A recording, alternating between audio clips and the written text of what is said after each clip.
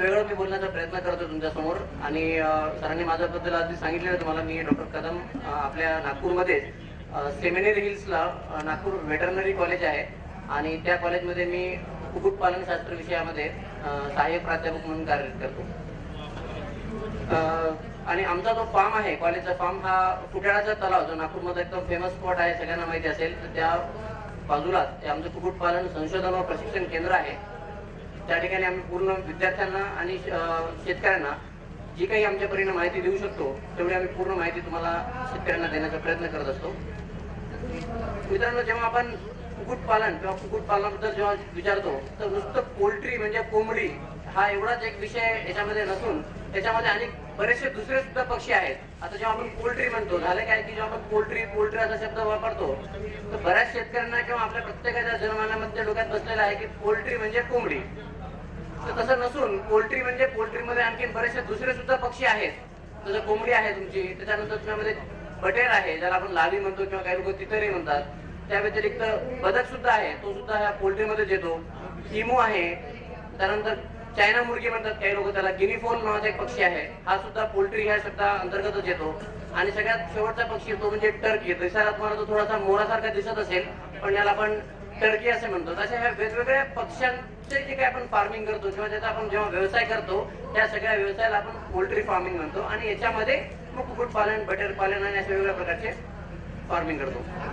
जेव्हा आपण कुक्कुटपालनाबद्दल विचार करतो तर नो डाऊट 95% मी तो म्हणेल किंवा त्याच्यापेक्षा जास्त प्रमाण जे आहे हे त्यामध्ये कोंबड्यांचं असल्यामुळे आपण जास्तीत जास्त हे कोंबड्यांवर बोलतो. आणि नागपूर आणि नागपूरच्या आजूबाजूला किंवा मॅक्झिमम सगळीकडे आपण बघितलंय की आजच्या कंडिशन मध्ये सगळीकडे हे ब्रॉयलर फार्म म्हणजे नागपूरच्या बाजूला जर तुम्ही फिरलात तर लेअर फार्म पेक्षा मी तो म्हणतो की 99% जे फार्म्स आहेत हे सगळे ब्रॉयलर फार्मचे आहेत. तुम्हाला सरांनी सांगितलं आता ब्रॉयलर फार्म बद्दल, लेअर फार्म बद्दल. आपण हा व्यवसाय कशामुळे करतो?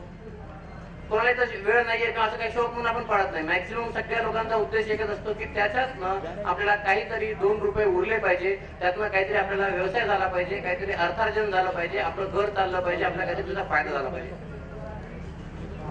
फार चांगला आहे कुक्कुटपालन व्यवसाय, अतिशय छान आहे. परंतु त्यासोबत आपल्याला थोडंसं एक आणखीन तयारी ठेवावी लागेल, ती म्हणजे त्या व्यवसायामध्ये असलेल्या उतार आणि चढाची. कारण बऱ्याच वेळेला काय होतं की आपल्यामध्ये हातामध्ये त्या कोंबडी विकण्याचे जे काही दर आहेत म्हणा किंवा खाद्याचे दर आहेत म्हणा किंवा कोंबडीचे पिल्लांचे दर आहेत यांची नेहमी चढ उतार होत असते. आणि त्यामुळे निश्चित या व्यवसायामध्ये 100% फायदा आहे. जर तुम्ही वर्षाच्या काठी जर पूर्ण कॅल्क्युलेशन केलं तर 100% तुम्हाला कुक्कुटपालनामध्ये 100% व्यवसाय आहे. परंतु सोबतच तुम्हाला त्या व्यवसायामध्ये चढ उतार जे आहेत ते व्यवसायामध्ये तुम्हाला सहन करण्याची ताकद असली पाहिजे. आणि हे सगळे चढ उतार कशामुळे असतात? ज्याला आपण इंग्रजी म्हणतो की सप्लाय अँड डिमांड, की मागणी किती आहे आणि पुरवठा किती आहे. या 2 बाबींवर सगळ्यात महत्वाचं म्हणजे हा कुठलाही व्यवसाय असो, नुसतं कुक्कुटपालन म्हणूनच नाही तर हे गणित कुठेही लागू होतं.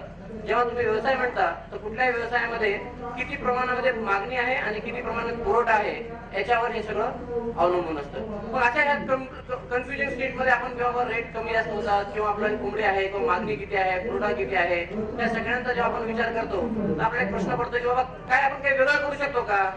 तर काही वेगळं आणखी याच्यात पर्याय आहे का?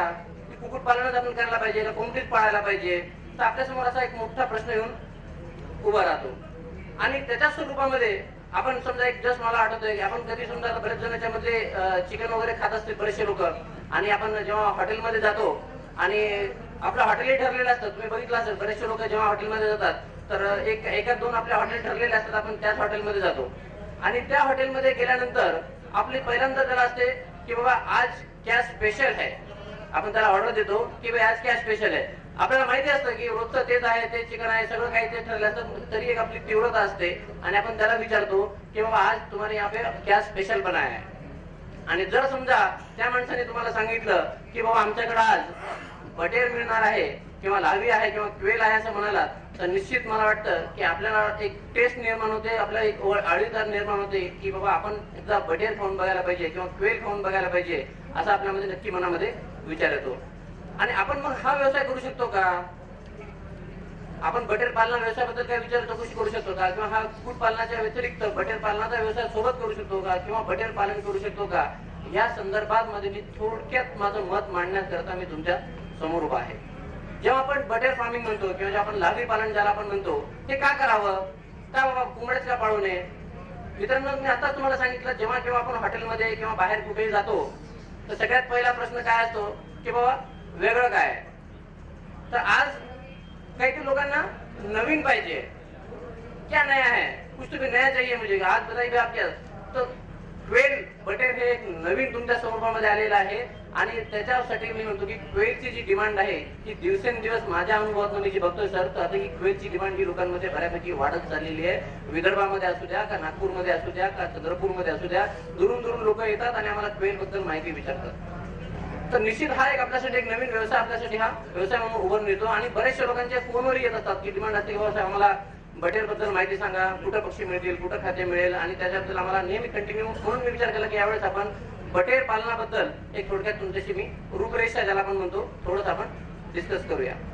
पण त्याआधी मला एक अतिशय आणि माझा जो कॉमन प्रश्न असतो आणि मी नेहमी प्रत्येक ठिकाणी विचारत असतो, मला सांगू शकता का याच्यामध्ये की जसं हे पिल्लू आहे, कोंबडीचं एक पिल्लू तुम्हाला दिसतंय आणि त्याने ते अंडा दिल्यानंतर तो त्याच्या आईला प्रश्न विचारतोय की अंड हे मांसाहारी आहे का शाकाहारी आहे.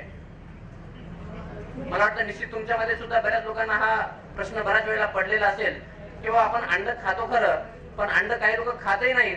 कशामुळे खात नाहीत, कारण काय, अंड हे मांसाहारी आहे. तर कोण सांगू शकते मला, म्हणजे मी पुढे विषयावर येतो पण हा एक अतिशय महत्वाचा विषय वाटतो माझ्या दृष्टीने, म्हणून मी हा विषय प्रत्येकाला विचारतो. तर अंड हे शाकाहारी आहे का मांसाहारी आहे, कोण सांगू शकते.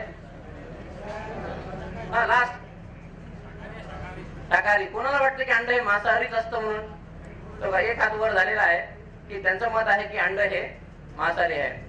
बरेचसे मी बघितले शेतकरी बांधव असू दे किंवा शहरामध्ये सुद्धा त्यातल्या त्यात प्रौढ वर्गामध्ये जे समजा 40-50 वर्ष वयाचे आहेत, यांच्या डोक्यामध्ये कन्फर्म बसलेला आहे की अंड हे मांसाहारी आहे आणि त्यामुळे आपण खायचं नाही. मला सांगायला काही वाटत नाही कारण एक तुम्ही नाव घेत नाही का व्यक्तीचं, ती नागपूरमधली अतिशय एक मोठी आणि प्रतिष्ठित व्यक्ती आहे सर.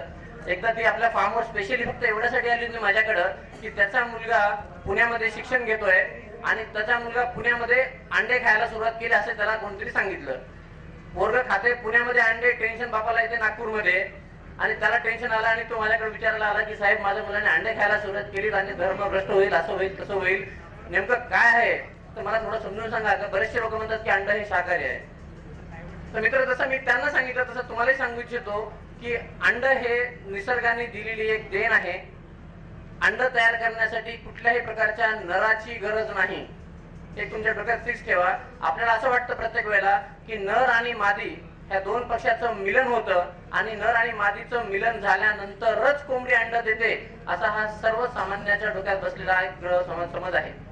तर हा समज तुमच्या डोक्यातनं तुम्ही कृपया बाहेर काढा. कोंबडी ही अंड नॅचरली देते, नैसर्गिकरित्या देते, तिला कुठल्याही नराची गरज नाही. कोणाला याच्यामध्ये आणखी शंका असेल तर मी आणखीन हे सेशन झाल्यानंतर आपण परत त्याच्यावर डिस्कस करू, काही अडचण नाहीये. परंतु जर तुम्हाला त्या अंड्यातनं पिल्लू हवा असेल, जर पिल्लू हवा असेल तर निश्चित मात्र तुम्हाला मग नराची मात्र त्या ठिकाणी गरज भासते. आमच्या इथं फार्म आहे किंवा लेअर फार्म बऱ्याच ठिकाणी असतील, फुटाण्याच्या तलावात जिथं आमचं गव्हर्नमेंट फार्म आहे, तुम्ही येऊन बघा. आमच्याकडे रोजचे 500 ते 600 अंडे रोजचे आम्ही घेतोय. कुठलाही नर आम्ही ठेवलेला नाही, सगळ्या मादीच आहेत. त्या एवढ्या गरीब आहेत बिचाऱ्या की स्वतःहून अंडे रोज देतात, त्यांना काही नराची गरज नाहीये. आणि एवढ्यावर जर कोणाला वाटत असेल की नाही बाबा अंडे हे द्यावं, अंडे आहे नराची मीटिंग झाल्यानंतरच मिळतं, आणि जेव्हा कोंबडी ही नैसर्गिकरित्या जेव्हा अंडा देते त्या अंड्यातनं पिल्लू निघत नाही, त्यामुळे आपण त्याला म्हणतो की टेबल एग.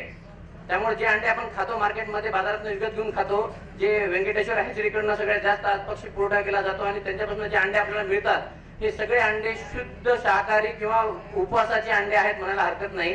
ही अंडे तुम्ही 100% खाऊ शकता. ही अंडे शाकाहारी अंडे आहेत. आणि अशा अंड्यांवर तुम्ही कोंबडी बसवली काय, तुम्ही जरी जाऊन बसलात 21 दिवस तरी त्याच्यातून पिल्लू बाहेर निघणे नाही. त्यामुळे माझी तुम्हाला कळकळीची विनंती आहे, जे लोक अंड हे मांसाहारी आहे म्हणून खात नसतील त्यांनी कृपया अंड खायला सुरुवात करावं. तर त्यामुळे शेवटचं माझं मत ते जाईल मला मित्रांनो की अंड हे 100% शाकाहारी आहे. याच्याबद्दल आणखीन शंका असेल तर निश्चित आपण याच्यानंतर बसू आणि माझ्यासोबत आपण याच्याबद्दल चर्चा करू. मी मूळ मुद्द्यावर येतो. जेव्हा आपण क्वेल बद्दल बोलतोय तर क्वेल मध्ये मित्रांनो फार गैरसमज आहेत. 2 प्रकारच्या क्वेल आहेत. एक क्वेल आहे ती आपण जी जंगलामध्ये जे बघतो ती क्वेल, व्हाईट क्वेल मी इथे लिहिलेलं लेफ्ट साईडला. आणि ती क्वेल आणि जी मी तुम्हाला क्वेल पाळायला सांगतोय की जे बटर फार्मिंग करायला सांगतोय ती आहे डोमेस्टिक क्वेल, ज्याला आपण म्हणतो कोटर्निक्स जॅपोनिका. ह्या 2 अत्यंत वेगळ्या क्वेल आहेत. त्यामुळे आपण प्रश्नांना मी उत्तर देणार आहे नंतर. तर बऱ्याच जणांच्या डोक्यात असते की साहेब याच्यावर बंदी आहे, ते आहे, आपण परत बोलू. तर मी जे तुम्हाला आज इथं सांगतोय की तुम्ही क्वेल पाळा, बटेर पाळा, हा अतिशय चांगला आणि नवीन व्यवसाय सध्या पुढे येतोय आणि निश्चितपणे तुम्हाला तो फायदा देऊन जाईल. त्या क्वेल आहेत कॉटरनिक, जॅपोनिका, ज्या तुम्हाला मी डोमेस्टिक क्वेल दाखवतोय राईट हँडला. जेव्हा आपण या क्वेल बद्दल बोलतोय तर कुठलाही व्यवसाय असो, नुसता क्वेलचा म्हणूनच नाही, तर कुठलाही व्यवसाय करण्याच्या आधी सगळ्यात पहिल्यांदा काय होतं, बऱ्याच वेळेला आम्ही भाषण देतो, सर जसं म्हणाले की मागच्या 3 वर्षापासून सर येत आहेत, मी येतोय, आम्ही बडबड करतो, सांगून जातो, एका दोघांना ऐकतात, काही जण करतात. पण आपल्याला काय कशा कशाची गरज आहे व्यवसाय करण्यासाठी? सगळ्यात पहिल्यांदा माझ्या दृष्टीने आहे ती आहे मनाची इच्छा. कारण जोपर्यंत मित्रांनो तुम्ही मनाची तयारी करणार नाही की यस मला हा व्यवसाय करायचा आहे, तोपर्यंत पुढे काही होणे नाही. त्यामुळे तुम्हाला सगळ्यात पहिल्यांदा जी तयारी पाहिजे ती पाहिजे तुमची मनाची तयारी, इच्छाशक्ती, इच्छा तिथे मार्ग. ज्या दिवशी तुम्ही ठरवाल की यस मला हे करायचंय, मग तुम्हाला नक्की त्यामध्ये काही ना काहीतरी पर्याय त्यामध्ये मिळतील. त्यानंतर काय कुठलाही आता कुठले व्यवसाय करायचे कुक्कुटपालनामध्ये, मग तुमच्याकडे ब्रॉयलरचा आहे, अंड्याचा आहे, नागपूरमध्ये लकीलाकडे गावरानचा आहे, कॉकरेलचा आहे, आणि आता जे मी तुम्हाला नवीन ऑप्शन देतोय ते म्हणजे बटेर फार्मिंगचं. असे 4-5 ऑप्शन तुमच्या समोर आहेत. तर त्यातला कुठला व्यवसाय करायचा हे पहिल्यांदा तुम्ही अभ्यासून थोडंसं आधी ठरवून घ्या. आणि कुठलाही व्यवसाय सुरू करण्याच्या आधी आपली स्वतःची किती ताकद आहे, किती क्षमता आहे, आपल्याकडे काय तांत्रिक ज्ञान आहे त्या व्यवसायाबद्दल, हे अत्यंत महत्वाचा प्रश्न आहे. होतं काय बऱ्याच वेळेला आपण कुठली माहिती घेत नाही, काही घेत नाही, कोणाला विचारत नाही, त्याला काय विचारायचं, ह्याला काय विचारायचं, मला माहित नाही का, असं काहीतरी गैरसमज करतो आणि आपण व्यवसाय सुरू करतो. आणि कुठं तरी आपण खड्ड्यामध्ये जातो आणि नंतर ते खड्ड्यात गेल्यानंतर कमीत कमी 1000 लोकांना सांगतो अरे बाबा हे करू नको, याच्यात काही फायदा नाही, याच्यात काही फायदा नाही. पण आपण काय चुका केल्या याच्याबद्दल कोणीही सांगत नाही. तर मित्रांनो कुठलाही व्यवसाय करा, परंतु आधी त्या व्यवसाय कुठला आहे, कसा आहे, त्याचे तुम्ही तांत्रिक ज्ञान तुम्ही थोडंसं समजून घ्या. आणि हे सगळं झाल्यानंतर सगळ्यात महत्वाचं जे आपण म्हणतो ना की सगळे सोंग करता येतात पण पैशाचं सोंग करता येत नाही. त्यामुळे धनाची तयारी, किती पैसा तुमच्याकडे आहे, पैसे कुठून घेणार आहेत, कुठं टाकणार आहेत, म्हणजे कुठल्या बँकेकडनं तुम्ही लोन घेणार आहेत, हे तुम्हाला सगळं माहिती पाहिजे. का वडिलांकडनं घेणार आहेत, का जमीन विकणार आहेत, जे काही असेल तर तुम्हाला आधी सगळ्यात पहिल्यांदा धनाची तयारी, तुम्हाला भांडवल काय लागणार आहे याची तयारी करणं आवश्यक आहे.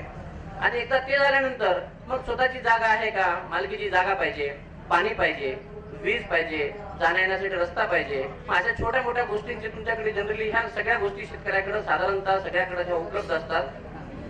आणि अतिशय महत्वाचा माझ्या दृष्टीनं तो म्हणजे बाजारपेठ, जे तुमच्या हातात नाहीये, जे माझ्या हातात नाहीये, जे साहेबांच्या हातात नाहीये, आता म्हणायला हरकत नाही, ते वरती आहे. त्यामुळं ह्या बाजारपेठेमध्ये काय विकू शकतो, कधी माल विकू शकतो, त्यामुळे तुम्हाला आधी बाजारपेठेचा अनुभव घेणं. मी तर म्हणेल की तुम्ही खालून सुरू करा, वरून सुरू करण्यापेक्षा खालून सुरू करा, बाजारपेठेपासून सुरुवात करा. 2-4 कोंबड्या विकत घ्या, साहेबांकडनं घ्या, कुठून घ्या, 2-4 कोंबड्या घ्या, विकून बघा काय त्रास होतो, त्यातनं किती पैसे मिळतात. म्हणजे मला म्हणायचं की तुम्ही बाजारपेठेपासून सुरुवात करा, वरून खाली नाही, तयार करण्यापासून नाही, विक्रीपासून सुरुवात करा आणि मग प्रोडक्शन कडे या. तर निश्चितच तुम्हाला त्या व्यवसायामध्ये 100% फायदा होईल जर तुम्ही आधी विक्री व्यवसायात घुसलात तर. होतं कसं, बऱ्याच वेळेला आपण डायरेक्ट प्रोडक्शन मध्ये जातो, माल तयार करतो आणि नंतर मग हे घेर बाबा तू घेतो का, मी घेतो का, आणि सगळीकडे आपण हातवर करायला सुरुवात करतो. तर तुम्ही जर खालून सुरुवात केली, कमी प्रमाणात करा, पण विक्रीपासून सुरुवात करा, तर निश्चित तुम्हाला त्या व्यवसायामधले जे काही चढ उतार आहे ते तुम्हाला सगळे दिसेल. आता या व्यवसायाकरता काय काय लागतं हे सगळ्यांना माहिती, त्यामुळे मी जास्त जाणार नाही. कोंबड्याला एक घर बांधायला किंवा बटेर असो, जे आपल्याला लागतं, अन्न वस्त्र निवारा त्यातला प्रकार आहे हा. शेड लागतं, पिल्लं लागतात, त्यांना लागणारी भांडी आहेत, खाद्य आहे कोंबड्यांना लागणार, आणि त्यानंतर तुम्हाला लागतं योग्य व्यवस्थापन. जर तुम्ही तांत्रिक दृष्ट्या एकदम व्यवस्थित असाल, तुम्ही जर मार्गदर्शन घेतलं असेल तर योग्य व्यवस्थापन तुम्ही चांगल्या प्रकारे करू शकता. औषधी लसीकरण आहे जर कोंबड्या असतील तुमच्याकडे तर. आणि जर तुमची कॅपॅसिटी थोडीशी वाढली तर हा एक विषय फार महत्वाचा आहे. कारण बऱ्याच वेळेला मी बघितलंय की लेबर हा अतिशय शेतीला असू द्या, कुक्कुट व्यवसायाला असू द्या, हा मोठा प्रॉब्लेम सध्या कंडिशनला आहे. त्यामुळे मजूर जर तुमची कॅपॅसिटी वाढली की निश्चित तुम्हाला काय होतं, मग मजुराची सुद्धा गरज भासायला लागते. तर ह्या सगळ्या बाबींचा तुम्हाला थोडासा आधी विचार करणे आवश्यक आहे. जेव्हा आपण ह्या क्वेल बद्दल बोलतो तर बरेचसे लोक म्हणतात की क्वेल आली कुठून. तर मित्रांनो सगळ्यात पहिल्यांदा डोक्यात लक्षात ठेवा, ह्या ज्या क्वेल आहेत किंवा बटेर आहेत, हा भारतीय पक्षी नाही, हा पक्षी भारतीय नव्हे. हा पक्षी सगळ्यात पहिल्यांदा आपण भारतात जेव्हा आणला, तो आणला अमेरिकेमधनं, कॅलिफोर्निया म्हणून एक शहर आहे त्या घराचे आहे, त्या कॅलिफोर्निया मधनं 1974 ला, याच्या आपल्याकडे कागदावर प्रूफ आहेत त्यावेळेला जे आणले असतील, कारण असं आपण काही चोरून आणू शकत नाही. त्यावेळेला सरकारने मान्यता दिल्यानंतर जे काही पक्षी आणलेले त्याच्या आपल्याकडे प्रूफ आहे. तो 1974 मध्ये हा पक्षी सगळ्यात पहिल्यांदा भारतात आणण्यात आला आणि मग तिथून तो पक्षी जो आहे सर्वत्र भारतामध्ये सगळीकडे तो पसरला. मग ते ब्रीडिंगसाठी असू द्या, अंड्यासाठी असू द्या, का मांसासाठी असू द्या. आणि आजच्या कंडिशनला हा जो क्वेल पक्षी आहे हा खालचे जे तमिळनाडू राज्य आहे, जिथं मी TN लिहिलेलं आहे, हा सगळ्यात जास्तीत जास्त प्रमाणामध्ये आज बटेर पालन कुठं होत असेल भारतामध्ये तर ते आहे तमिळनाडू राज्य. आणि मग त्याच्यानंतर मग आंध्र प्रदेश आणि बाकीचे सगळे राज्य किंवा आता तेलंगणा मला हरकत नाही, तर असे या प्रदेशामध्ये आहे. तर सगळ्यात टॉपला हे तमिळनाडू आहे. आता ब्रॉयलरच्या शेड बद्दल किंवा कोंबड्यांचा शेड असू द्या का बटेरचा शेड असू द्या, जवळपास शेडची ही बांधणी सारखीच असते. जसं आपण म्हणतो की कुठलाही व्यवसाय करा, शेड हा तुम्ही कुठलेही पक्षी पाळा, एक जस्ट मी तुम्हाला थोडंसं डायग्रामॅटिक सांगण्याचा प्रयत्न करतोय की तुम्ही जेव्हा शेड बांधत असाल तर शेड बांधताना साधारण तुम्हाला अशा प्रकारचं ट्रायंगल मध्ये तुम्हाला एक शेड बांधायचं आहे. आणि शेड बांधताना खालचा जो जोता आहे हा साधारण एक 3 फुटापर्यंतचा म्हणजे बेस. आता तुम्हाला मी दाखवतो शेड मध्ये जसं मी लाल रेषा तुम्हाला जी दिसते ती तुम्हाला बाजूची भिंत आहे, ती भिंत जास्तीत जास्त 1 फुटापर्यंत तुम्हाला ती भिंत घ्यायची आहे. आणि त्याच्यानंतर जो पोर्शन आहे तो पोर्शन तुम्हाला जाळीने पूर्णाचा वर उचलायचा आहे. जमिनीपासून साधारण 2.5 ते 3 फुटापर्यंत तुम्हाला जोता उचलायचा आहे उंचपर्यंत. त्यानंतर ही जी बाजूची भिंत आहे ही भिंत जास्तीत जास्त 1 फुटापर्यंत तुम्हाला ती भिंत घ्यायची आहे. मग ते ब्रॉयलरच्या शेडला सुद्धा हे लागू होतं आणि क्वेलच्या शेडला सुद्धा हे लागू होतं. त्यानंतर बाकीचा जो पोर्शन आहे तो पोर्शन तुम्हाला 9 फुटापर्यंत जो आहे तो जाळीने घ्यायचा आहे. मुर्गा जाळी घ्या किंवा जी कोणती जाळी तुमच्याकडे उपलब्ध असेल त्या जाळीमध्ये तुम्ही हा 9 फुटाचा जो पोर्शन आहे हा जाळीमध्ये घ्यायचा आहे. त्यानंतर ऊन किंवा पाऊस याच्यापासून संरक्षण होण्यासाठी म्हणून आपण साईडला एक ओव्हरहँग म्हणतो आपण त्याला, तर तो एक 4 फुटाचा काढायचा आहे, जेणेकरून डायरेक्ट सनलाईट असो, सूर्यप्रकाश किंवा पाऊस हा त्या शेडच्या मध्ये पडणार नाही. त्यानंतर मध्य उंची ही साधारण 12 ते 13 फुटापर्यंत आम्ही रिकमेंड करत असतो. जास्तीत जास्त ऊन असेल तर 13 फुटापर्यंतही जायला हरकत नाही. 12 ते 13 फुटापर्यंत आपण असं सर्वसाधारणपणे एक कोंबड्यांचं शेड ज्याला आपण म्हणतो किंवा लावी पक्ष्यांचं शेड कदाचित थोडं लहान बांधलं तरी थोडंसं चालून जाईल, पण ब्रॉयलरसाठी वगैरे आपण जे शेड आहे साधारण अशा प्रकारे त्या शेडची बांधणी करू शकतो. आता अशा शेड मध्येच हे मी काही फोटो तुम्हाला दाखवण्याचा प्रयत्न करतोय. सेम शेड जे ब्रॉयलरचे शेड आहे, कारण बऱ्याच वेळेला असं होतं की बऱ्याच लोकांकडे सध्या ब्रॉयलरचे शेड वगैरे असतील उभारलेले किंवा काही लोकांनी उभारायला सुरुवात केली असेल, तर त्या शेड मध्ये सुद्धा आपण अशा प्रकारे बटेरची फार्मिंग किंवा क्वेल फार्मिंग या आरामात करू शकतो. काही लोक काय काय किंवा कॅपॅसिटी कमी असेल, हँडलिंग थोडीशी आम्हाला अवघड होत असेल, आम्हाला हँडलिंग करायला पक्षी पकडता येत नाही, थोडासा पक्षी उडत नाही. लक्षात घ्या, क्वेल पक्षी जो आहे हा जो मी तुम्हाला सांगतो जॅपनीज कोटरनेकर पक्षी हा असा काही बिलकुल बाकीच्या पक्षासारखा असा उडत नाही. तो पक्षी फक्त अशी झेप घेतो. थोडासा तुम्ही जेव्हा पकडण्याचा प्रयत्न करता त्याला थोडासा उडून असा तो बाजूला उडी मारून बसतो. तर अशा वेळेला आम्ही बऱ्याच शेतकऱ्यांना सांगतो की तुम्ही अशा प्रकारचे लाकडाचे स्ट्रक्चर तुम्ही तयार करू शकता. आणि त्याच्यामध्ये काय होतं की तुम्हाला हँडलिंग जो पोर्शन आहे, जे पक्ष्यांना पकडणे आहे, हाताळणी आहे, ही तुम्ही हाताळणी जे पक्ष्यांची थोडीशी व्यवस्थितपणे आणि अतिशय इझिली तुम्ही त्याला करू शकता. तर अशा प्रकारचे सुद्धा तुम्ही लाकडाचे स्ट्रक्चर तयार करू शकता, जेणेकरून त्याच्यामध्ये तुम्हाला बटेर पालन हे कमी प्रमाणामध्ये असेल तर निश्चित तुम्ही अशा प्रकारची स्ट्रक्चर तुम्ही तयार करू शकता क्वेलसाठी. समजा तुम्हाला जर त्यामध्ये क्वेल्सचे अंड्यासाठी म्हणा किंवा त्याचा पॅरेंट स्टॉक ज्याला आपण म्हणतो की ज्याच्यातनं आपल्याला पिल्लं घ्यायचे, अंडे घ्यायचे आहेत आणि अंडे घेऊन मग नंतर आपल्याला त्यातनं पिल्लं काढायचे आहेत, असा काही विचार असेल तर त्या ठिकाणी आम्ही शक्यतोवर लोक जे पिंजऱ्या पद्धतीमध्ये पक्षी पाळतात त्याची साईज वगैरे दिलेली आहे. आणखी कोणाला इंटरेस्ट असेल तर मी नंतर डिटेल तुम्हाला वेळ दिली यायला. तर जे पॅरेंट स्टॉक आहे तो पॅरेंट स्टॉक जनरली आम्ही जो आहे तो पिंजऱ्यामध्ये पाळतो. पण जे आपण कमर्शियल जे आज आपण मी तुम्हाला सांगू इच्छितो, ज्या आपण कोंबड्या बटेर पाळतो त्या आपण जमिनीवर जरी ठेवल्या ब्रॉयलर सारख्या तरी चालतील. हे कशाचे अंडे आहेत? सापाचे नाही, हे अंडे आहेत मित्रांनो बटेरचे. मी तुम्हाला आता सुद्धा बोललो, हे अंडे जे आहेत हे दिसायला थोडेसे बघायला जरा विचित्र वाटतात. आणि बऱ्याच वेळेला हे 4 अंडे आणि कोंबडीचं 1 अंड, हे 4 अंडे आणि कोंबडीचं 1 अंड जवळपास न्यूट्रिशनली म्हणा किंवा साईजने म्हणा ते तेवढंच होतं. परंतु त्रास कोण घ्या, 4 अंडे काढा कोण, शिलका कोण, एवढीशे अंडे, म्हणून माणसं थोडंसं प्रिफर करत नाहीत. पण अतिशय सुंदर आणखीन एक उदाहरण मी सांगतो. जेव्हा मी याच्या आधी जबलपूरला होतो सर, त्या ठिकाणी हे आमच्याकडे क्वेल्सचे अंडे आम्ही विकत होतो कॉलेजकडनं. तर माझ्याकडनं कोणीच घेऊन जात नव्हतं. 25 पैशाला मी अंडे विकत होतो. 25 पैशाला 1 अंडा आम्ही विकत होतो. हे अंडे खाण्यासाठी कोणीच घेऊन जात नव्हतं. फक्त एक मुस्लिम व्यक्ती होता, कोणीतरी मला अंडे आठवतो, दाढी वगैरे होती, तो बिचारा एकटा यायचा, ऍडव्हान्स पैसे द्यायचा आणि माझ्याकडनं कॉलेजमधून सगळे अंडे बुक करून ठेवायचा पुढचे. आणि म्हणायचं साहेब कोणाला देऊ नका, मेरे को देना सब अंडे. मी त्याला अंडे देत होतो, पण मला एकदा राहावं नाही. आणि मग शेवटी मी त्याला विचारलं की चाचा यार आप अंडे लेके जाते हो, करते क्या हो इसका? तो बोला बेटा यार थोड़ा अंदर का मामला है, बताना मत किसी को. मैंने कहा नहीं कोई बात नहीं, आप मुझे बताइए तो जरूर. उसने बोला कि मैं ये सारे अंडे जो भी है लेके जाता हूँ, वहाँ से इंटीरियर एक 20, 40, 50 किलोमीटर अंदर जाता है गांव में, और उसके बेटे को देता है. बेटे के पास एक साइकिल है और साइकिल पे ये अंडे रखता है और गांव में वो अंडे सारे बेचता है और बोलता है कि ये अस्थमा के लिए, दमा के लिए, ठीक है, तबियत ठीक करने के लिए, ऐसे 2-4 उसके साथ में और एडिशन करके ये सारे वही अंडे जो 25 पैसे में लेता है, लगभग 1 रुपया 1.5 रुपए 1 रुपया 1.5 रुपए के हिसाब से वो अंडे बेचता है। It depend. और कभी कभी वो बोला कि ऐसे भी बेवकूफ लोग हैं सर दुनिया में कि 2-2 रुपए में भी लेते हैं। मैं बोला बराबर है। तो इसके कहने का मतलब ये है कि आपको बेचना आना चाहिए, बनाना नहीं। बनाना तो कोई बनाता है तो, लेकिन आपको जो मार्केट में उसको बेचने का तरीका चाहिए। तो इसकी खासियत ऐसी है कि अगर ये जब अंडे के लिए पालते हम तो लगभग ये भी है 280 तक अंडे देती है क्वेल। क्वेल जो है अराउंड 280 तक अंडे देती है। और खासियत है कि शाम में, जैसे अपनी मुर्गी जो है सुबह में अंडे देती है, लेकिन क्वेल की खासियत ये है कि ये अंडे जो है ये जनरली शाम के टाइम में देती है। और अंडे का जो साइज आपने देखा होगा 10-12 ग्राम के आसपास ये अंडे का साइज है, छोटा सा साइज होता है ये। और मुर्गी जो है लगभग 20 हफ्ते में अंडा देना चालू करती है। मुर्गी 20 हफ्ते में अंडा देना चालू करती है, क्वेल 6 हफ्ते में अंडा देना चालू करती है। देखिए कितना डिफरेंस है। तो 6 हफ्ते में आपको आराम से अंडा देना चालू करती है मुर्गी, सॉरी बटेर। और 10 से 45, 10 से लेकर 45 तक का जो भी अंडा मिलता है वो अंडा सबसे ज्यादा अंडा मिलता है। उसमें से हम चूजे हो या खाने के लिए हो जो भी है उसके लिए हमें क्वेल के अंडे यूज कर सकते हैं। अब जब हम इसकी बात, कितने लोग इसमें बताएंगे कोई किसने क्वेल खाया है यहाँ पे? बटेर किसने खाया है? कोई है कि जिसने बटेर खाया है? काफी लोग है। देखिए काफी लोग है, इसका मतलब बटेर के चाहने वाले यहाँ पे। तो बटेर जब हम खाते हैं तो बटेर में भी आप देखिए काफी उसमें एडवांटेजेस है। इसका जो मीट है लगभग 75% इसमें ड्रेसिंग परसेंटेज है, ब्रीस्ट टू थाई रेशियो 68% है। एब्डोमिनल फैट जो आपको बाकी मुर्गियों में या जो आपको फैट मिलेगा, क्वेल में या लावी में, बटेर में आपको बिल्कुल फैट नहीं मिलता है।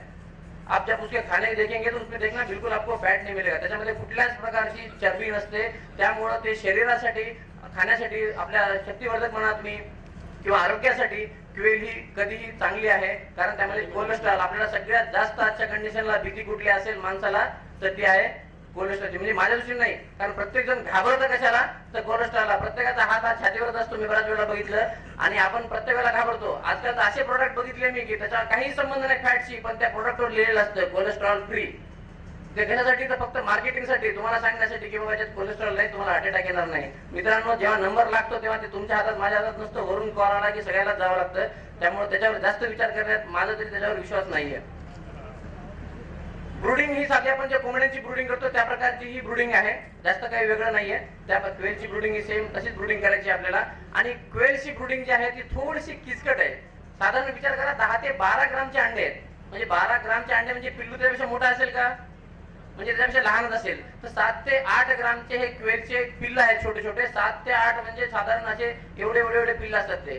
तर त्या पिल्लांचं ब्रूडिंग करणं हे थोडंसं अवघड जातं कोंबड्यांपेक्षा। कोंबड्यांमध्ये थोडंसं सोपं आहे, पण क्वेल मध्ये लक्षात ठेवायचं कोणी व्यवसाय देत असेल तर क्वेल मधली ब्रूडिंग जी आहे अतिशय थोडीशी किचकट आहे, तेवढी सोपी नाहीये जेवढी कोंबड्यांमध्ये आहे। आपण डीप लिटर मध्ये अशी ब्रूडिंग करू शकतो। बाजूला तुम्हाला तुमचा हीटर असेल तर हीटर लावा, किंवा असे कोळशाच्या मध्ये काही हे तेल तयार केलं त्याच्यातून तुम्हाला हीट मिळेल, आणि अशा प्रकारे तुम्ही ब्रूडिंग पक्ष्यांमध्ये करू शकता। आणि ब्रूडिंग हे साधारण 2 ते 3 आठवड्यापर्यंत करतो। It depend season. बऱ्याच जण माहिती आहे जर थंडी असेल तर नॅचरली तुम्हाला जास्त काळ त्यांना उष्णता द्यावं लागेल, उन्हाळा असेल तर तेवढी तुम्हाला उष्णता देण्याची गरज पडत नाही। इट डिपेंड की कुठला सीझन आहे त्याच्यावर आपला ब्रूडिंगचा पिरियड जो हा ठरलेला असतो, पण सर्वसाधारण 2 ते 3 आठवडे तुम्हाला ब्रूडिंग करावं लागतं। आणि आपण जेव्हा जागा बघतो कोंबड्यांच्या दृष्टीने आपण जेव्हा बोलतो तर साधारण एका कोंबडीला आपण आजच्या कंडिशनला 1.25 स्क्वेअर फीट एका ब्रॉयलर पक्षाला जागा सांगतो। त्या एका स्क्वेअर फीट मध्ये तुम्हाला इकडे साधारण 4 क्वेल तुमच्या आरामात बसतात।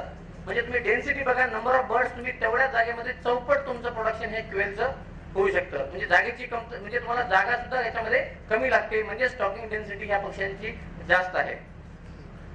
आणि डीप लिटर सिस्टम मध्ये मला आता बोललो मी ह्या पक्षी बसतो। हे आज काही फोटोग्राफ्स आहेत, अशा प्रकारची ब्रूडिंग काही लोक बरेच नाही, साऊथचे काही फोटो आहेत तिथे नाही आपल्या इथले, तर अशा प्रकारे ते ब्रूडिंग वगैरे करतात। मध्ये म्हणजे माठ ठेवले, त्या माठामध्ये कोळसा वगैरे आपण गरम करून दगडी कोळसामध्ये टाकतो, आणि त्याच्यातून जी काही गरमी निघते त्या गरमीपासून ते पक्षी आजूबाजूला बघितलं दिसतात काही पक्षी जमा झालेले, तर ते जिथं गरम वाटते त्या ठिकाणी ते पक्षी सगळे जमा झालेले आहेत। तर ही जॅपनीज क्वेलचं ब्रूडिंग आहे। आता आणखीन याच्यात लोक बरेच काय म्हणजे आपण काहीच करत नाही मित्रांनो। म्हणजे काही काही लोक एवढे विचित्र असतात की काही ना काही रोज ना रोज काहीतरी एक्सपेरिमेंट, काही ना काहीतरी उलट पालट काहीतरी करत राहतात। तसेच जे एक शशीधरन नावाचा कार्यकर्ता आहे हे केरला मधले आहेत, तर यांनी काय केलं की बऱ्याचशा क्वेलचं ब्रीडिंग केलं, आणि शेवटी त्यांनी एक सक्सेस केला की त्यांनी पांढऱ्या क्वेलच्या क्वेल काढल्या। कारण बरेच लोक काय करतात, ते कलर बघितले की लोक घेत नाहीत. म्हणून त्यांनी एक शैक्षणिक संशोधन केलं आणि त्या संशोधनातून त्यांनी स्वतःचा स्टॉक तयार केला आणि अशा प्रकारचे पांढऱ्या रंगाचे ते क्वेल्स बाजारात त्यांनी आणलेले आहेत आणि याला त्यांनी त्यांच्या स्वतःचे पक्षाचं नाव पण, हे ब्रुडिंगचे चित्र आहेत त्यांच्या क्वेल्सचे. हे सगळ्या क्वेल्स आहेत ह्या पांढऱ्या कलरच्या क्वेल्स आहेत आणि याला नाव आहे त्यांनी दिलेलं एक वेलुंथरा नावाची त्यांनी डोमेस्टिक क्वेल म्हणून दिलेलं आहे. तुम्ही बघू शकता चित्रामध्ये की अशा प्रकारच्या पांढऱ्या कलरच्या ह्या क्वेल्स आहेत. सेम बाकी सगळं ब्रॉयलर सारखंच आहे, फक्त तुम्हाला दिसायला पक्षी आणखी उलट पांढरा असल्यामुळे आणखी अट्रॅक्टिव्ह दिसतो आणि बाजारामध्ये याची डिमांड बऱ्यापैकी जास्त आहे बाकीच्या क्वेलपेक्षा. त्याचा ऍड्रेस पण आहे, जर तुम्हाला लिहून घ्यायचं लिहून घ्या किंवा मी नंतर तुम्हाला वेळ नसल्यामुळे मी जास्त थांबत नाही, पुढे चालतो. पण आणखी कोणाला याचा ऍड्रेस हवा असेल तर माझ्याकडनं तुम्ही ऍड्रेस घेऊ शकता. शशीधर म्हणून केरळमध्ये, त्यांचा मोबाईल नंबर फक्त लिहून घ्या वाटत असतं आणि मी तुम्हाला परत आणखी नंबर त्यांना हवा असेल मी तुम्हाला नंबरही देतो. आणखीन एक वैशिष्ट्य क्वेल्स की ते जे तुम्ही वॉटरवर बघितले त्या वॉटरमध्ये लक्षात ठेवायचे की त्याच्यामध्ये जे बाकी ब्रॉयलर मध्ये तेवढा प्रॉब्लेम येत नाही पिल्लांमध्ये, पण हे क्वेलची पिल्लं अतिशय लहान असल्यामुळे बऱ्याच वेळेला काय होतं की त्या पाण्याच्या भांड्यात बुडूनच मरून जातात. म्हणजे पाणी प्यायला जातात आणि त्याच्यातच ते मरून जातात. तर ते मरू नये म्हणून आपण आपल्या जे लहानपणी ज्या गोट्या खेळत होतो त्या गोट्या म्हणा किंवा कंचे ज्याला आपण म्हणतो हिंदीमध्ये, किंवा गिट्टी छोटे छोटे तुकडे आपण त्यात टाकून ठेवायचे, जे चित्रात दिसेल तुम्हाला, जेणेकरून पक्षी मध्ये जरी गेला लहानपणी तरी तो बुडून त्यामध्ये मरणार नाही. क्वेलचं खाद्य आजच्या कंडिशनला बाजारामध्ये कुठेही उपलब्ध नाहीये. जर तुम्ही म्हणला किंवा मला क्वेलचं खाद्य दे तर क्वेलचं खाद्य कदाचित मिळणार नाही. परंतु जे आपण ब्रॉयलरचं खाद्य आज कुठेही मिळतं, ब्रॉयलरचं खाद्य जे प्री स्टार्टर खाद्य आहे, अशा खाद्यामध्ये आपण जर फक्त एक 10 किलो आणखी वरून एक साधारण सोयाबीन जर टाकलं तर ऑलमोस्ट त्या पक्षाची जी रिक्वायरमेंट आहे ना, प्रोटीन एनर्जी जे काय असेल ती त्या पक्षाला मिळते. त्यामुळे आजच्या घडीला तुम्हाला क्वेलचं खाद्य बाजारात उपलब्ध मिळणार नाही. जे काही ब्रॉयलरचं खाद्य आहे त्याच खाद्याला तुम्हाला वापरावं लागेल. आणि अतिशय महत्वाचा एक इम्पॉर्टंट पॉईंट म्हणजे क्वेल जी आहे ही बाकीच्या कोंबड्यांपेक्षा किंवा बाकी इतर पक्ष्यांपेक्षा अतिशय डिसीज रेजिस्टन्स आहे, रोग प्रतिकार शक्ती जी आहे ही क्वेलची अतिशय चांगली आहे. म्हणजे आजच्या घडीला मी बरेचसे फार्म्स आहेत माझ्याकडे इथे चंद्रपूरमध्ये किंवा पुण्या साईडला पण आहेत, सरांना जास्त माहिती माझ्यापेक्षा. तर त्या फार्मवर सुद्धा ते लोक कुठल्याच प्रकारचं वॅक्सिनेशन किंवा कुठल्याच प्रकारचं औषध क्वेलमध्ये देत नाहीत. फक्त जो पहिला ब्रुडिंग पिरियड जो सोडला तुमचा तर त्याच्यानंतर तुम्हाला कुठल्याही प्रकारचं वॅक्सिन किंवा इंजेक्शन काही न देता पक्ष्यांमध्ये विदाऊट एनी मेडिकेशन तुम्ही क्वेलची फार्मिंग करू शकता. एवढा रेजिस्टन्स पॉवर या पक्ष्यांमध्ये आहे. फक्त जर काही पक्ष्यांमध्ये आजार आला किंवा शेजारी तुमचा पोल्ट्री फार्म असेल दुसरा, तिथे कुठला आजार आला तर त्या कंडिशनमध्ये डॉक्टरला कन्सल्ट करून तुम्हाला मेडिसिन किंवा वॅक्सिनेशन करणं आवश्यक ठरतं. फीडर आपण जनरली याच्यामध्ये जमिनीवरच ठेवतो, हँगिंग मध्ये ठेवत नाही पक्षी लहान असल्यामुळे. याच्यामध्ये डिफरन्शिएशन तुम्ही मेल फिमेल अशा प्रकारे करू शकता. ज्या पक्ष्यांमध्ये बुरकट विटकरी कलरचा छातीवर त्याचा कलर दिसतोय तो मेल असतो. आणि दुसरं वैशिष्ट्य म्हणजे असं आहे की या पक्ष्यांमध्ये मादी पक्षी हा नर पक्षापेक्षा मोठा असतो. एक वैशिष्ट्य याचं ओळखण्याचं, कारण बाकीच्या सगळ्या पक्ष्यांमध्ये नर हा मोठा असतो, मादी लहान असते. पण क्वेल असा पक्षी आहे की याच्यामध्ये ही मादी ही मोठी असते आणि नर हा मोठा असतो. याच्या व्यतिरिक्त काही दुसरे साइन्स आहेत त्याच्यावर तुम्ही नर मादी याच्यामध्ये ओळखू शकता. आता सगळ्यात महत्त्वाचं म्हणजे विश्लेषण, ग्रोथ परफॉर्मन्स, वाढ कशी आहे याची.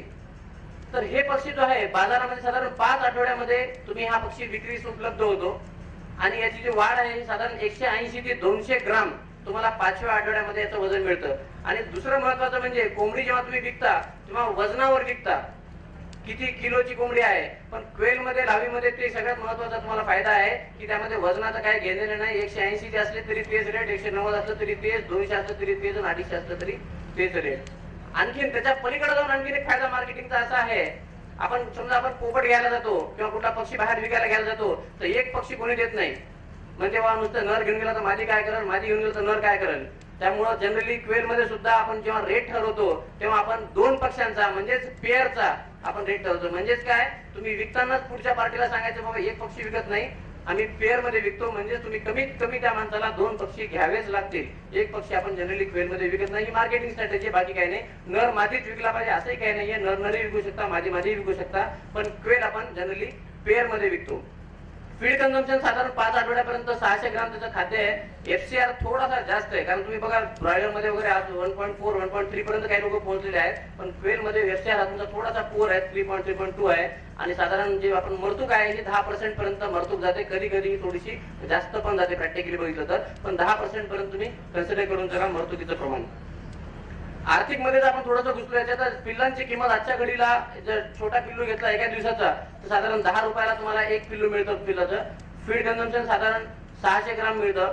600 ग्राम कन्झम्पशन होतं. फीडची कॉस्ट आज ब्रॉयलरचं जरी खाते तुम्ही देतो म्हणाला तर 28 रुपये साधारण प्लस मायनस 1 रुपया तुम्हाला ब्रॉयलरचं खाते पकडावे लागेल आणि लायबिलिटी दाखवलं. तर याप्रमाणे तुम्ही कॅल्क्युलेट करून घेतलं तर तुम्हाला मी सांगतो, आम्ही आमच्या कॉलेजमध्ये नागपूरमध्ये साधारण जे पक्षी विकलेले आहेत आमच्या विद्यार्थ्यांनी कॉलेजच्या 120 रुपये जोडी, कधी कधी ते म्हणलं ना की बकरा कसा आहे त्याच्यावर डिपेंड आहे, पुढचा माणूस घ्यायला तयार असेल तर आम्ही 150 रुपयाला सुद्धा पेरनं पक्षी आम्ही विकलेले आहेत. तर इट डिपेंड की तुम्ही कोणाला विकताय त्याच्यानुसार तुम्ही रेट कमी जास्त करू शकता. आणि सगळ्यात महत्त्वाचं म्हणजे तुम्हीच तयार करता, म्हणजे रेट तुम्हाला ठरवायचा आहे. इथं कसं होतं, नाही तर जनरली कोणतरी दुसरा माणूस रेट ठरवतो आणि मग ते रेट तुम्हाला डिसाईड करावं लागतं. पण याच्यामध्ये तसं नाहीये, तुम्ही जे रेट ठरवाल 150 ते 150, 100 ते 100 जे तुम्ही ठरवाल तो रेट तुम्हाला विकता येतो. आता तो सगळ्यात महत्त्वाचं साहेब कुठे मिळतात, तर मी तुम्हाला हे देतोय की या ठिकाणी तुम्ही कॉन्टॅक्ट करा तर तुम्हाला 12चे पिल्लं हे मिळू. ज्यांना इंटरेस्ट आहे त्यांना मी नंबर नंतर देतो प्लीज, कारण की माझ्या नंतर एक अतिशय चांगलं लेक्चर होणार आहे देवेंद्र भोयर साहेबांचं, त्यांचा सुद्धा फार मोठा अभ्यास आहे या विषयामधला. तर त्यामुळे मी थोडं पुढे जातो. ज्यांना इंटरेस्ट आहे त्यांनी मला प्लीज कॉन्टॅक्ट करा, मी तुम्हाला पूर्ण डिटेल नंतर नंबर वगैरे सगळे द्यायला तयार आहे. पुण्याला सुद्धा मिळतील तुम्हाला, मुंबईला मिळतात आणि तेलंगणामध्ये सुद्धा एक फार्मर रेड्डी म्हणून भवानी ॲग्रो फार्म, त्याच्याकडे तुम्हाला हे 12चे पिल्लं मिळू शकतील. आणखी दुसरे गव्हर्नमेंटचे पण इन्स्टिट्यूट आहे, थोडे दूर पडतात, आपल्या बरेलीला आहे, चेन्नईमध्ये आहे, त्याचा मी डिटेल जात नाही. आणि हे त्यांचे काही रेट्स आहेत सध्याचे, जे व्यंकटेश्वराचे म्हणायला हरकत नाही, व्यंकटेश्वराचे नायगाव पुण्याला अशा प्रकारचे त्यांचे. आणि सगळ्यात महत्त्वाचं म्हणजे 12 मध्ये तुम्हाला डे ओल्ड पिल्लूही मिळतं, 1 आठवड्याचे मिळतं, 2 आठवड्याचे, 3 आठवड्याचे, 4 आठवड्याचे, 5 आठवड्याचे. जर तुम्हाला समजा वाटतंय की साहेब मला 4 आठवड्याचे घ्यायचे तरी तुम्ही 4 आठवड्याचे सुद्धा डायरेक्ट पक्षी घेऊ शकता. म्हणजे एका दिवसाचं पिल्लू घेतलं पाहिजे असं काही गरजेचं नाही. तुम्हाला मोठे पिल्लं सुद्धा मिळू शकतात 30 रुपयाला तिथं, म्हणजे ऑन फार्म 30 रुपये 38 रुपये त्यांचा रेट आहे आणि ट्रान्सपोर्टेशनचे चार्जेस वेगळे. तर 38 ते 40 रुपयाला एक पिल्लू रेडी विकायला खायला रेडी असलेलं पिल्लू सुद्धा तुम्हाला तिथनं मिळू शकतं. मी याच्यात डिटेल जात नाही, पण एक आणखी सगळ्यात महत्वाचं म्हणजे बरेचसे लोक म्हणतात की साहेब याच्यासाठी लायसन्स लागते का, तर बऱ्याच लोकांना म्हणत असते की आम्हाला लायसन्स लागतं. पूर्वी हे लायसन्स लागायचं. मी तुम्हाला सांगू इच्छितो की पूर्वी आपल्याला लायसन्स या व्यवसायासाठी लागत होतं, पण आजच्या घडीला आपल्याला लायसन्सची गरज नाही. लायसन्स सुद्धा गव्हर्नमेंटने याच्यासाठी केलं होतं की आपलेच काही बंधू जे बदमाश असतात ते काय करतात, जंगलामधनं ज्या बंदी असलेल्या क्वेल्स आहेत त्या आणतात, त्या क्वेल ह्या क्वेल मध्ये मिक्स करतात आणि बाजारामध्ये विकतात. आणि मग ते केल्यानंतर काय झालं की फॉरेस्ट डिपार्टमेंटनी सरसकट जे आपण म्हणतो की गव्हासोबत किडे, त्यांनी सगळ्यांवर बंदी आणली की क्वेल फार्मिंग कोणीच करायची नाही असं त्यांनी वरून ऑर्डर काढून टाकली. आणि वरून ऑर्डर काढल्यामुळे झालं कसं की मग त्यांनी केलं की लोक काही कोर्टात गेले, सगळं दिले. मग गव्हर्नमेंटने सांगितलं की तुम्हाला मग कमीत कमी लायसन्स घ्यावं लागेल जर तुम्हाला फार्म टाकायचा असेल तर. मग ही लायसन्स घेण्याची पद्धत पूर्वी होती, परंतु ती केस सुप्रीम कोर्टापर्यंत गेली, पुढे गेली, वर गेली आणि फायनल जेव्हा सुप्रीम कोर्टाने एक वर्डिक्ट दिलं त्यामुळे आजच्या कंडिशनला तुम्हाला लायसन्स लागत नाही. पुढे येतो तर सुप्रीम कोर्टाचा आपल्याकडे गॅझेट पण आहे, एक नियम आहे, त्यामध्ये दिलेला आहे की क्वेल जे आहेत त्या तुम्ही आरामामध्ये पाळू शकता. त्यामुळे तुम्हाला कुठल्या कोटर्निक जॅपोनिका जंगलातला क्वेल नाही, लावी नाही, ह्या ज्या डोमेस्टिक क्वेल्स आहेत त्या क्वेल्स, अशा क्वेल तुम्ही पाळू शकता. त्यामुळे आजच्या घडीला तुम्हाला कुठल्याच प्रकारचं लायसन्स या व्यवसायासाठी लागत नाही. आणखी डिटेल माहितीसाठी तुम्ही मला भेटा, मी तुम्हाला सांगतो. मार्केट बद्दल मी बोलू शकत नाही, कारण मार्केट बद्दल ऑलरेडी तुम्हाला मी बरं सांगितलं. ही एक तुम्हाला नवीन अपॉर्च्युनिटी आहे, नवीन व्यवसाय आहे. जर तुम्हाला काही काहीतरी करून दाखवायचं असेल, वेगळं काय करायचं असेल, हटके किसी को करना होगा तो डेफिनेटली ये आपको ये एक अलग चॉईस है. या व्यवसायामध्ये समजा आणखीन काही डिटेल माहिती हवी असेल तर आम्ही कॉलेजतर्फे प्रशिक्षण सुद्धा आयोजित करत असतो शेतकऱ्यांसाठी. तर जर कोणाला प्रशिक्षण घ्यायचं असेल तर तो कुक्कुटपालनशास्त्र विभाग, नागपूर वेटरनरी कॉलेज नागपूर, इथं तुम्ही संपर्क साधा.